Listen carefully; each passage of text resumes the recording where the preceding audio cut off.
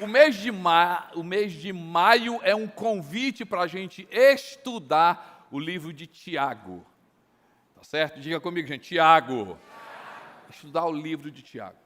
E estudar o livro de Tiago é um convite para a gente sentar como estudante. A gente não pode ler o livro de Tiago rápido. Né, Adriano, nem Sara, a gente não pode, é um convite para a gente sentar e parar. Porque eu tenho muitas observações do livro de Tiago. A primeira observação que me chama a atenção do livro de Tiago é um livro escrito pelo irmão de sangue. Tiago, literalmente, é o irmão de sangue de Jesus.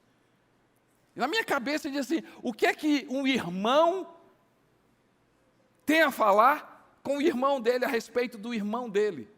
Então, quando você lê Tiago, você está lendo a perspectiva de um irmão, de uma mensagem do irmão dele.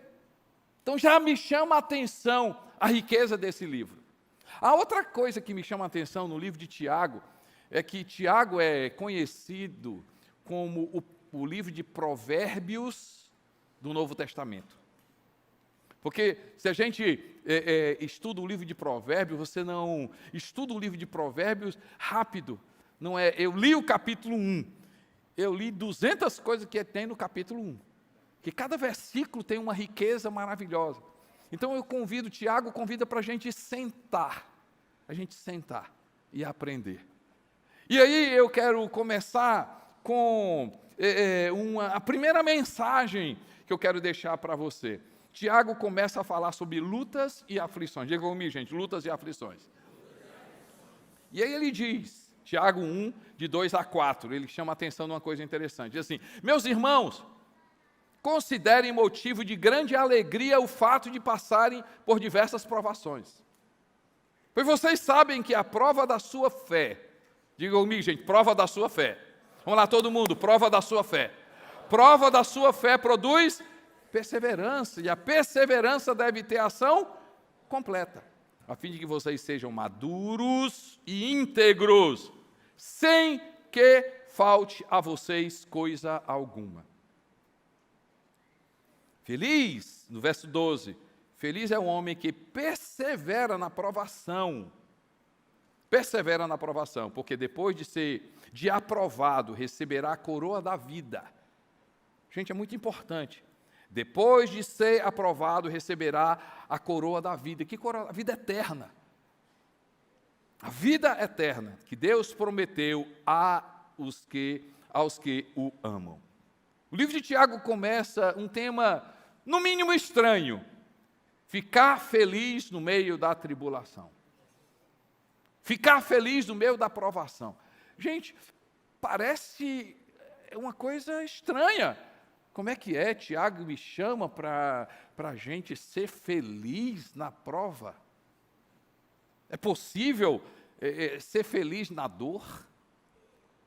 É possível eu ser feliz quando eu sou injusto, quando eu sofro injustiça? Será que eu posso me alegrar quando eu passo por aflição? Tiago me chama, mas ele diz o seguinte, ei gente, peraí. Tiago não nos chama para a gente celebrar a dor. Diz assim, há um processo que Deus faz na minha vida e na sua vida, quando eu, na tribulação, na prova, eu consigo ver na perspectiva de Deus. Na perspectiva de Deus. Estão comigo, gente? Porque o que é que Deus quer fazer comigo, em mim, em você? Transformar. Mas Deus quer Deus quer construir muitas coisas na minha vida e na sua vida. Mas uma das coisas que Deus quer que na minha vida e na sua vida algo cresça, chama-se fé. Diga comigo, gente, fé. Hebreus, quando define fé, Samuel diz assim, fé é a certeza de coisas que não veio, a convicção de fatos que não é? Certeza e convicção, certeza de coisas que se esperam, convicção de fatos que se não veem. E aí ele diz, pela fé, né? Pela palavra. Então o que é fé, gente? Fé é essa certeza e essa convicção. Olha aqui para mim, gente. Fé é essa certeza e convicção pela palavra de Deus. E se você ler o texto de Hebreus, diz assim, sem fé é impossível agradar a Deus. Então vamos colocar o texto ao contrário, Darlan. Se sem fé é impossível agradar a Deus, então com fé eu agrado a Deus. Estão comigo, gente? Diga assim, se eu tiver fé, eu agrado a Deus. Vamos lá, gente, se eu tiver fé, eu agrado a Deus. Agora imagine, se eu tiver cada vez mais fé, o que é que vai acontecer? Eu vou agradar a Deus. E como é que acontece isso, gente? Provação. Provação. Eu acredito que tem várias classes que a gente precisa se matricular na nossa jornada para o céu. Várias classes que a gente precisa se matricular. A primeira classe que eu e você a gente precisa se matricular para ser aprovado, para ir para o céu, é a classe da salvação. Eu preciso me matricular na classe da salvação e aprender nessa classe que a minha salvação e a sua salvação não é por meio de obras, é pela fé em Jesus Cristo. Nessa sala eu vou aprender sobre graça. Tem outra sala que Jesus convida para eu e você a gente entrar. É a sala, o que, gente? De amar a Deus sobre todas as coisas e servir ao próximo. Olha, você precisa entrar nessa classe. Se você quiser alcançar a vida eterna, você precisa ser salvo e a salvação produzir na sua vida a obra. Amar a Deus e servir aos outros. E Jesus nos convida a várias classes. Deixa eu te falar mais uma classe que, com certeza, a gente precisa se matricular. A classe da generosidade. Eu acredito que essas classes têm nomes. Mas tem uma classe aqui que Deus não coloca nome. Porque se Ele colocar o nome, ninguém vai se matricular. E aí, que classe é essa, gente? Provação. E ele diz assim, olha, você precisa se matricular nessa classe. Mas o senhor pode dizer o currículo dela? Como é que é o título? Não posso dizer não. Mas, Senhor, então não vou matricular. Diz, tudo bem, se matricule não. Se você não se matricular, você não vai ser aprovado para a vida eterna. Então, Senhor, eu vou entrar. E a gente entra nessa sala, nessa classe, sem saber. Eu nunca vi ninguém dizer o seguinte, Senhor, manda provação. Manda tribulação. Senhor, meu Deus, o que tiver de confusão, manda para mim. Senhor, meu Deus, o que tiver, complicação, pronto, ninguém, gente, alguém fez essa oração? Pelo contrário, a gente diz, Senhor, me livra, Pai, pelo amor de Deus, não, a gente diz assim, a gente faz a oração de Jesus constantemente, Senhor, passa de mim esse cálice, é a nossa oração, gente, mas Jesus diz assim, se não entrar, se não é aprovado. E Tiago chama para a gente sentar, porque ele diz o seguinte, se a gente sentar na cadeira da provação, se a gente sentar na cadeira da provação, e a gente perseverar, diga comigo, gente, provação, perseverança, o que é que vai acontecer comigo e com você? Maturidade. Maturidade. E o que é uma pessoa madura na perspectiva de Tiago? Na perspectiva de Tiago, Adriano, o que é uma pessoa madura? É uma pessoa que, no meio da provação, ela crê na palavra de Deus.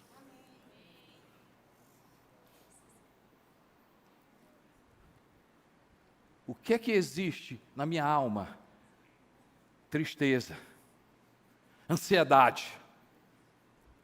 Mas se eu, ao invés de desistir, eu perseverar, o que é que eu vou ser, gente? Eu vou crescer na fé, porque a minha alma está dizendo, desiste, a minha alma está dizendo, reclama, a minha alma está dizendo, murmura, a minha alma vai dizer assim, olha, vai dar errado, a minha alma vai dizer assim, vai morrer, a minha alma vai dizer assim, olha, não vai escapar. Aí eu chego e olho a palavra, mas Jesus disse, Bondade e misericórdia me seguirão todos os dias da minha vida.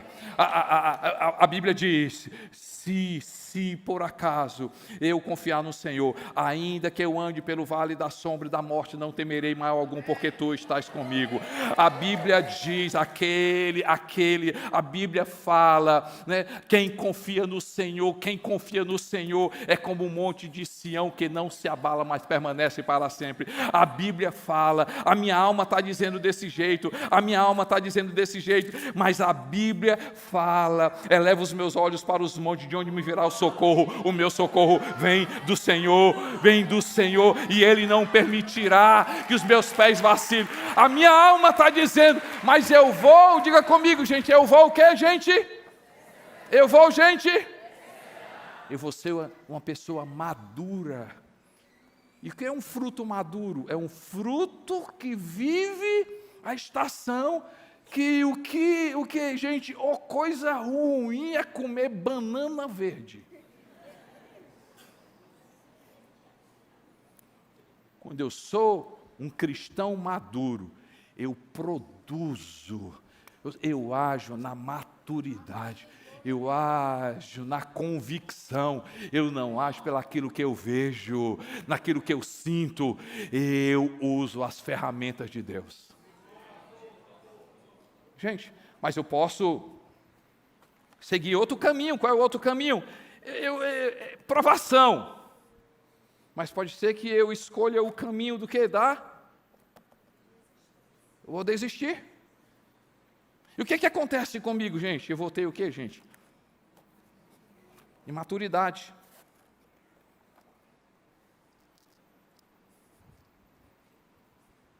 Eu não sei se é a pior coisa, mas é um terreno perigosíssimo. Cristãos imaturos. Não produzem, não são firmes, não têm raízes. Você lembra a parábola de Jesus, né, Adriano? Quando Jesus diz assim, olha, a palavra de Deus é lançada em 4 tipos de corações. Um coração, vê lá, o diabo rouba, a palavra de Deus é lançada em um coração, e por causa das provações, não consegue ter raiz. O que acontece? Cai na pedra, não consegue ter raiz. O que é? Não consegue crescer. Ei, gente, Tiago, chama a atenção que eu posso seguir outro caminho, pior ainda, na provação. Eu começar o que, gente? Murmurar. E o que acontece? Quando eu sigo esse caminho, perturbação. Provação, murmuração, perturbação. Sabe o que acontece? Tristeza com Deus. Tristeza com Deus. Aquelas pessoas que, pelo fato de não perseverarem na palavra, não terem conhecimento da palavra, não se apegarem à palavra, começam a dizer, na provação, reclamar, e começar a dizer, é culpa de Deus, é culpa de Deus, é culpa de Deus, é culpa de Deus. O que a Bíblia fala, gente? Por pessoas que perseveraram na provação. Poderia falar sobre várias pessoas. E, gente, a vida de Abraão. A vida de Abraão é um exemplo de uma pessoa que perseverou na palavra, porque Deus disse. E, gente, um exemplo maravilhoso, a história de José. José é a história de uma pessoa que literalmente cresceu quando a fé foi provada. Daniel. Eu poderia falar sobre, gente, que história maravilhosa de Davi.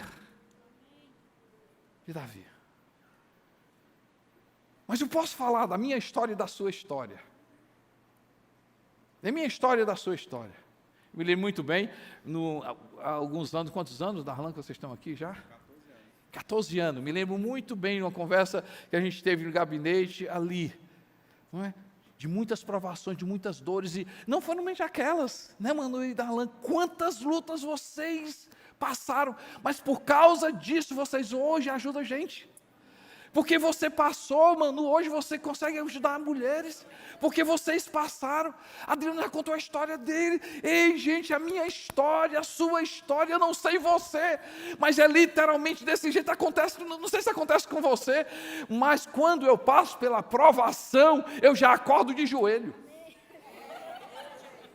Eu já acordo de joelho. Gente, na hora da provação eu oro mais, na hora da provação eu leio mais a Bíblia, na hora da provação eu jejum, na hora da provação estou na igreja, e eu reclamo porque não tem culto de manhã, de tarde, de noite, de segunda a domingo, porque na hora da provação a gente começa a perceber uma coisa: ei, eu não faço nada sem Deus. Deus, eu preciso de Ti, eu preciso de Ti, eu preciso de Ti.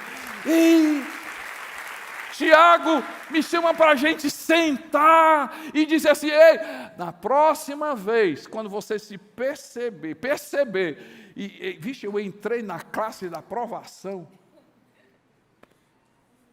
o que é que vai acontecer comigo? O que é que Pedro fala?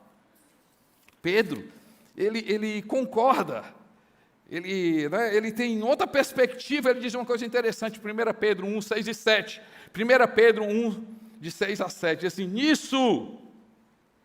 nisso, vocês exultam, ainda que agora, por um pouco de tempo, devam ser entristecidos por todo tipo de provação. Assim acontece. Qual o propósito disso? Ele diz assim acontece para quê? Para que fique comprovado que a fé que vocês têm, muito mais valiosa do que o ouro que perece, mesmo que refinado pelo fogo. Fique comprovado que a fé que vocês têm é genuína e resultará em louvor, glória e honra quando Jesus Cristo for revelado. Gente, eu não sei o que acontece, mas acontece isso. Romanos 8, 28. Sabemos que Deus age em todas as coisas. Em todas as coisas. Ou seja, provações, dificuldades, perda, dores, Deus age em todas as coisas para o bem daqueles que eu amo, dos que foram chamados de acordo com o seu propósito. Ei, gente, livro de Hebreus, capítulo 5, verso 18, Hebreus, capítulo 5, verso 8, 5, 8, olha a respeito de Jesus, gente, estão comigo? Jesus, embora sendo filho, ele aprendeu o que, gente? A obedecer por meio daquilo que sofreu. Eu não sei o que é que acontece, eu não sei o que é que Deus faz, mas eu e você, a gente tem experimentado isso. Quando a gente está na provação, as primeiras aulas, as primeiras horas, a gente não entende nada, a gente não consegue enxergar nada, mas eu não sei o que é que Deus faz, mas Deus faz. Deus consegue transformar a alegria em testemunho, queda em experiência, dor em força. Eu não sei o que é que Deus vai fazer contigo, meu irmão, mas faz o seguinte: na provação persevera na palavra, persevera crendo, crê no poder, crê na palavra, crê no agir, crê que Deus está no controle da sua vida, crê, persevera. Sabe por quê? A tua fé vai crescer, e se ela vai crescer, você vai agradar a Deus, você vai ser aprovado para a vida eterna. Você pode dar glória a Deus por isso, amém, gente?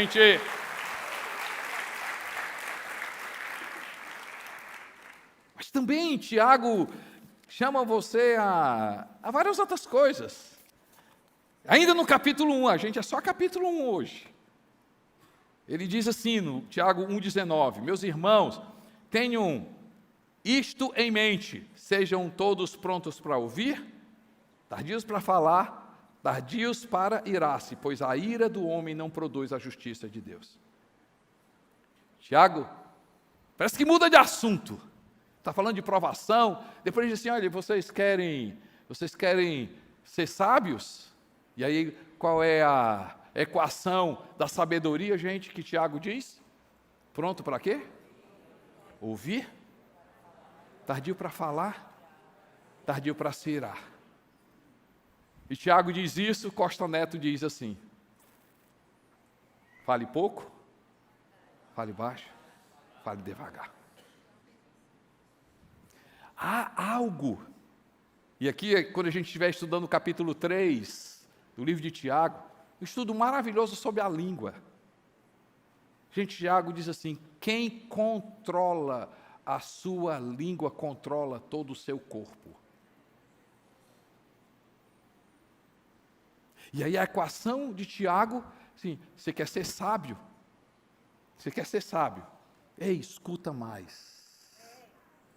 Fala menos. E deixa o Espírito Santo controlar o teu temperamento. As pessoas me chamam espertas, inteligentes, mas tudo vai por água abaixo. Quando você se irrita, quando você perde, a gente chama aqui, perde as estribeiras. Tiago diz assim: quer ser sábio? Escuta mais, fala pouco, se acalma. Quer mais de Tiago, gente? Quer mais? Cabe mais uma? Vamos lá, Tiago fala sobre coerência. Coerência é tudo. E o que é coerência? Uma perspectiva de Tiago. Tiago 1, 22 a 25. Ele diz assim: sejam praticantes da palavra e não apenas ouvintes, enganando vocês mesmos. Aquele que ouve a palavra, mas não põe em prática, é semelhante a um homem que olha a sua face no espelho e depois de olhar para si mesmo, sai e logo esquece da sua aparência. Mas o homem que observa atentamente a lei perfeita que traz a liberdade, persevera na prática dessa lei, não esquecendo o que ouviu, mas praticando-o, será feliz naquilo que faz. E ele está falando do que o irmão dele falou, Jesus Cristo. O que é que Jesus fala sobre discurso e prática? Jesus diz assim, Mateus 7, 24 a 25, portanto, quem ouve estas minhas palavras e as pratica, é como um homem prudente que construiu a sua casa sobre a rocha. Caiu a chuva, transbordaram os rios, sopraram os ventos e deram contra aquela casa. E não caiu, porque tinha seus alicerces na rocha. Tiago nos chama para ser coerentes. Filhos de Deus coerentes. E o que é a coerência na perspectiva de Tiago? Gente, a gente praticar a palavra de Deus. Não seja um leitor da Bíblia, seja um praticante da palavra. Vou repetir novamente. A Bíblia não nos chama para sermos leitores da palavra. A Bíblia nos chama para sermos leitores e praticantes, estudiosos, que a gente venha meditar na palavra de Deus. Tiago diz assim: ei, deixa o discurso, saia do discurso, saia da falácia. Coerência é tudo, e coerência na perspectiva do livro de Tiago é o quê? Pratiquem a palavra de Deus, porque a prática da palavra de Deus provoca muitas coisas na nossa vida, mas deixa eu te falar 4 bem rápido. Primeiro, a prática da palavra de Deus traz transformação, arrependimento e transformação.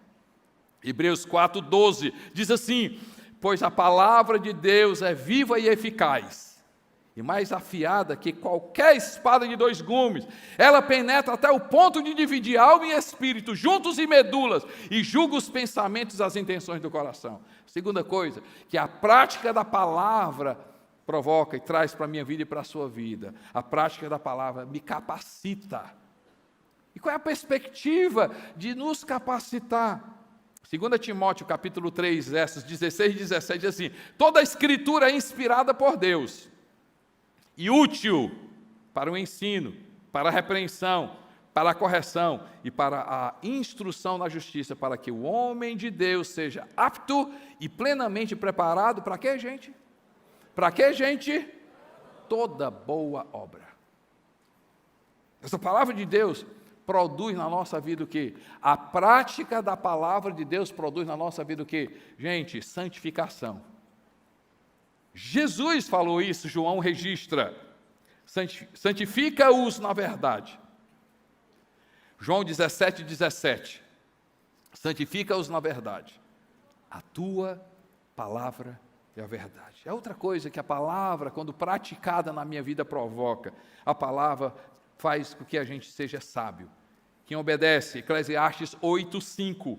Eclesiastes 8:5 diz assim: quem obedece às suas ordens, ou seja, mandamentos, palavra, não sofrerá mal algum, pois o coração dos sábios saberá a hora e a maneira certa de agir. Transformação, capacitação, santificação e sabedoria. A perspectiva do irmão de Jesus, ele fala uma coisa interessante.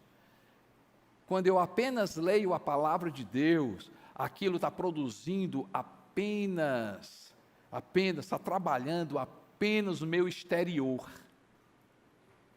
E quem apenas cuida da aparência, precisa de o que, gente? Espelho. Não, vocês não entenderam não, vou explicar. A aparência tem o seu valor. Eu tenho certeza que a Sara, quando saiu de casa, foi lá no espelho, olhou, tal, estou bem, né, manou, tal. Ei, gente, tem homem que gosta de espelho, viu? Tem alguns homens que gostam de muito espelho, né, Samuel? Né, tem pessoa... Não, Natan, esquece! É o Natan! Não, Samuel não, Natan, pelo amor de Deus, né? Ei, estou brincando, a gente brinca com quem ama. Ei, pessoal, olha aqui para mim. Ei, Tiago diz assim, se a gente lê a Bíblia, a gente apenas está trabalhando na aparência, mas se a gente trabalha, ou seja, na prática da palavra de Deus, Deus está trabalhando no nosso caráter. Nosso caráter. Isso é apenas o capítulo 1. Apenas o capítulo 1. Mas sua cabeça, feche seus olhos.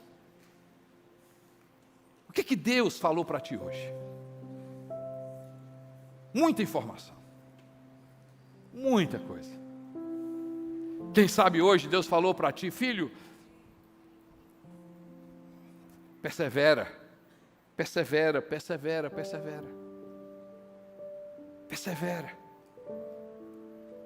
Não desiste.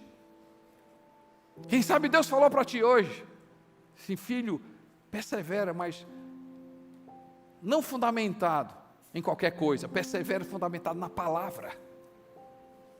Vai na minha palavra, se enche da minha palavra, passe essa tribulação pela minha palavra, com as armas da minha palavra, com a espada da minha palavra. Quem sabe hoje Deus falou contigo? Quem sabe quem Deus falou contigo hoje? Ei, filho, está com raiva de mim, por quê? Está chateado comigo, por quê? E aí Deus falou contigo hoje, disse assim, eu sei porque eu estou chateado com Deus. Porque na verdade a culpa foi minha. Se eu tivesse lido a palavra, se eu tivesse praticado a palavra, se eu tivesse buscado a palavra, se eu tivesse sido mais sábia ou mais sábio pela palavra, eu não teria entrado nessa situação. Quem sabe Deus falou para ti hoje assim, ei filho, deixa eu falar uma coisa, seja sábia, seja sábio, escuta mais, fala menos, seja controlado por mim. Quem sabe Deus falou para ti hoje? O que Deus falou para ti hoje? O que Deus tocou o teu coração interno? O que Deus tocou o teu coração hoje? Você que está comigo online, o que Deus tocou para você hoje? O que Deus falou para ti hoje? Quem sabe Deus está dizendo para ti hoje, ei, seja coerente. A vida que você está vivendo é incoerência. Quem sabe hoje o Espírito Santo está te convidando para praticar a palavra de Deus. Raízes profundas, árvores grandes e fortes, elas passam a ser fortes por causa da provação, raízes profundas. O que Deus falou para ti? Espírito de Deus, na forma como o Senhor faz, o Senhor sabe fazer muito bem, o Senhor conhece cada coração, cada pessoa. Eu oro, Pai Deus, essa palavra, Senhor meu Deus, venha trabalhar na nossa vida, os teus filhos. Leva-nos, Senhor Deus, a sermos, leva-nos, Senhor meu Deus, a uma igreja, Senhor, fundamentada na Tua palavra, que pratica a Tua palavra. Deus, madura, ó Deus, ó Pai, pelo conhecimento e pela prática da Tua palavra.